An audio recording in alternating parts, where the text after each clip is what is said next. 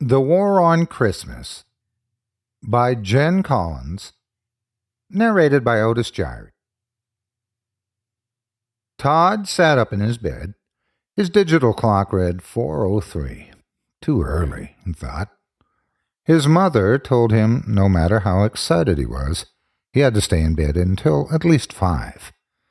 With a sigh, he flopped back onto the twin mattresses and pulled the warm down comforter back over his face. But he knew that sleep wouldn't come. He was just way too excited. After all, it was Christmas Eve. Ever since the first snow began to fall, the excitement for the upcoming holiday became nearly palpable. The days seemed to drag on, each one longer than the next, as he counted down to the holiday. And now the day was here. It was almost time. He rolled over again to steal a glance at the clock. 4:05. He had to find a way to make time pass. He started counting, not counting anything in particular, but just running his mind up the numbers. It was a concentration tool that he had learned, and he found that it helped him pass the time during class when he was bored. 1, 2, 3, 4, 5, 6. He sat up with a gasp. Had he fallen asleep? The cold morning light illuminated his room. With one motion, he jumped out of bed and looked at his clock. 7:43? How did this happen? He shoved his feet into his dog-faced slippers and bolted down the stairs. "Good morning, sleepyhead," Todd's mom smiled. "I thought you were going to miss the big day." The smell of cinnamon French toast permeated the kitchen. "Your breakfast is almost ready. After you eat, let's get you showered and dressed, and we'll go to the mall to see Santa. Are you ready to see Santa today?" Todd grinned, showing his missing tooth.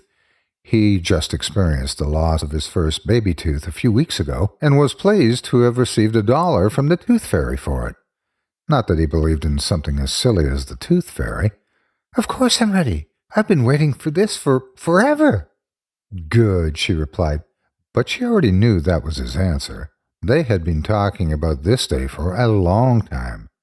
She piled his plate high with French toast, and while he was nearly too excited to eat, his mom's French toast was nothing to pass up. He ate every bite, dropped his fork, and darted upstairs to shower.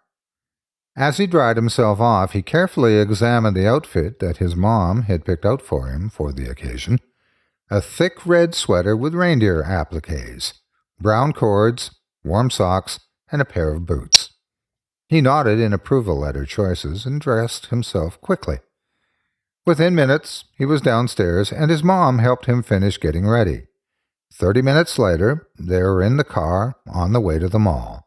It was almost time to see Santa.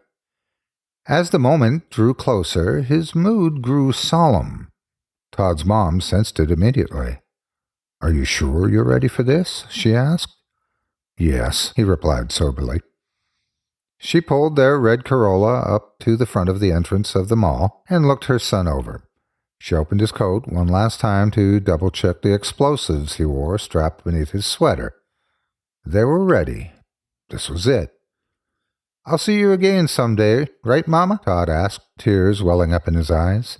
"Of course you will," she said sincerely. "Of course you will. Now, go tell Santa what you want for Christmas."